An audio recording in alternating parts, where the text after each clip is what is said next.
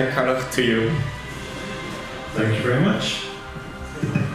Okay, this it's a PDF. Sorry, it's going to look a tiny bit strange because I had to convert it from PowerPoint, LibreOffice. Anyway, hello. My name is Benjamin McCulloch, and I am an alcoholic. Sorry, that's a speech for later. Wrong speech. Okay, so here we go. How can we get this done?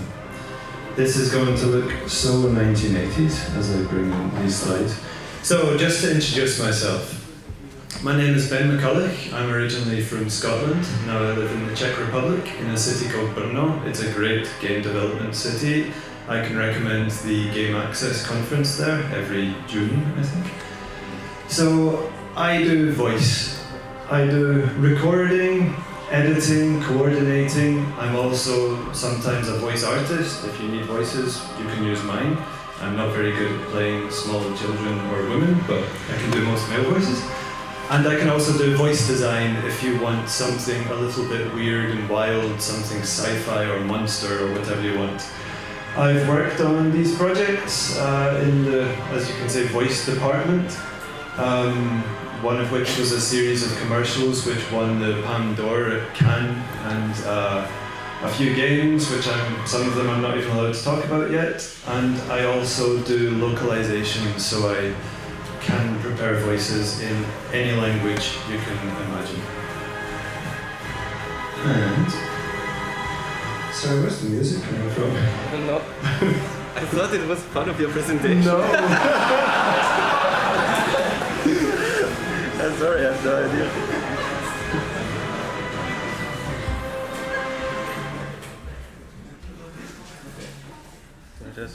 Oh, yeah. But good you mentioned it.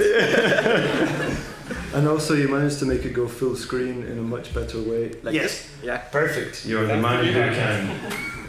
Okay, so moving on. So that was really weird, wasn't it? Why did I go completely silent? Because in most situations, people are not silent. We're very expressive with our voices, even if we're saying something or just emoting or going or various sounds we can make with our voices. And these are normal. These are the things that you expect to hear all day long. Apparently we communicate 80% of our day. Of course that can mean texting or emails or anything else, but as you can expect, a lot of that is voice. So there are actually very few situations where we would expect people to be silent, some of which I've put on screen. And then if you're considering that we're creating games which are in some way trying to emulate real life, then you would expect voices, and of course you often get voices in first-person shooters or simulation, and less so in games like puzzles where it's not necessary. So, why would we consider leaving voices out of games? Of course, we're not. We're putting them into as many games as it's required. With that in mind, consider what a voice actually represents. With the voice, it's a much simpler and more direct tool for influencing, for negotiation, for debate, or even for seduction, which can also mean seducing someone with an idea rather than just dirty stuff. And the voice is a window to the soul. With it, you can tell someone's emotional state. You can probably hear a tiny bit in my voice that there's maybe a little bit of a waver because I'm not so comfortable with public speaking. And so from that you can tell that I'm maybe a little bit nervous. And with voices, it's subliminal. We hear voices all day and we can tell how someone is feeling, not just from the words they're saying, but from the tone of voice which encapsulates those words.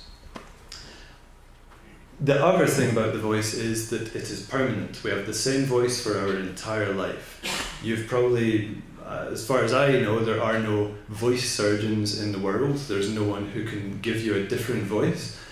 But there are some examples, such as Stephen Hawking, who of course lost the use of his voice, so he was given an artificial one. but your voice is going to stay the same for your entire life. So with that in mind, you could say that it's a very intrinsic part of someone's identity. And with it, you can often hear certain aspects of their identity, such as their backstory, which would mean that if someone has a stutter, if they keep repeating the same sound, it can perhaps be a remnant of a bad period in their life. Or you can also hear from someone's voice their nationality. You can probably tell that I'm British, I'm Scottish. Age, of course, is clear, gender, and then clan, by which I mean within a game or within a film, usually people are grouped together by voice type, so their nationality can often represent which clan they belong to.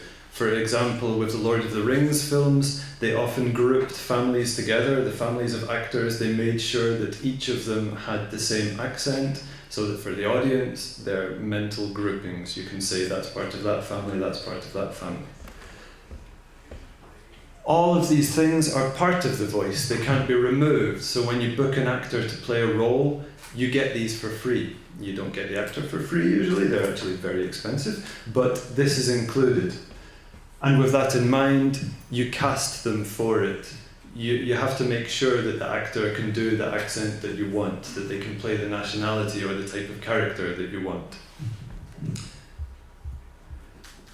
So, the most important thing I think when you consider how to use voice within your game is to consider context and characters. When you approach any actor, they will ask you about this, because they always say, it's the ultimate cliche, every actor says, what's my motivation? Like, why do I have to say these words?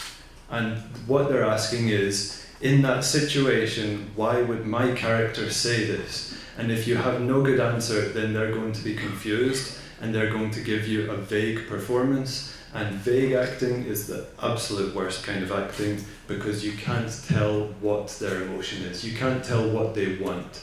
Every character in a story wants something. So, when you are considering how much script to include in your game, this is a very unique thing. And of course you have to play test it. I can't tell you how much a character should say or shouldn't say, or whether it fits their character. So you have to play test it, and something which I saw Rarebyte doing, I don't know where Rainer is, but a very good thing is to use Amazon Poly TTS to take your script and create audio files and put them in the game so that you can hear your script in the game. It's virtually free. Amazon Poly text-to-speech is virtually free. And it allows you to test your script. The other great thing about it is that it's completely emotionless and flat, so you will tell very quickly if you have too much text, because you'll be sick of hearing it. When you are considering localization, please remember that many languages are longer. I should say longer than English. Usually American English is extremely fast, it's about 150 words per minute. So if you're including perhaps French or I think even German and Austrian are longer than English. So you have to remember this, that your script will end up even longer. I was going to play examples. I think I'm actually going to have to move on, so sorry for that. So, here is what I would recommend as the workflow when working with voice artists. You really should do it in this order. If you do it in another order, you're likely to go over budget and cause yourself all sorts of headaches. So before you even consider recording, you have to define the characters and who they are. What do they want? These are vital questions. Then you start thinking about which kind of actors could fit that, and of course you can ask specialists who can help. And then, hopefully, you will finalize and approve the script. The actors that you've chosen can change, but you've got to have a ballpark in mind of what you're looking for. So then you finalize the script and you send it to the actors. You send the entire script and the sides. The sides are just each actor's own lines separated into one document. Excel is fine. And include character art so they can see how their character looks. And a very brief outline, like a backstory. How did the character start in the story? What changes do they go through? What happens to them? They don't need to know things that happened outside the game unless it's completely relevant. Otherwise, you're just giving them too much information. And then, once you've done all of this, you record and then you implement. That's the best way. If you do any updates, like if you change your script, then it can be so expensive because usually actors have a minimum fee. Most actors are around about €200 or $200 for a 3-hour session. If you ask them to record one line, you're probably going to pay €200 because that is their minimum fee. So with that in mind, create the entire script that you will want them to record and give that to them once, and you will save yourself money. If you have to do updates, you might have to pay a lot more money. The other problem with updates is that as soon as you open that box of potential, that you can change things after they were already locked, it can cause all sorts of problems with your story. Someone has to make sure that any changes you're making don't have negative impacts on other parts of your story. Am I okay for time?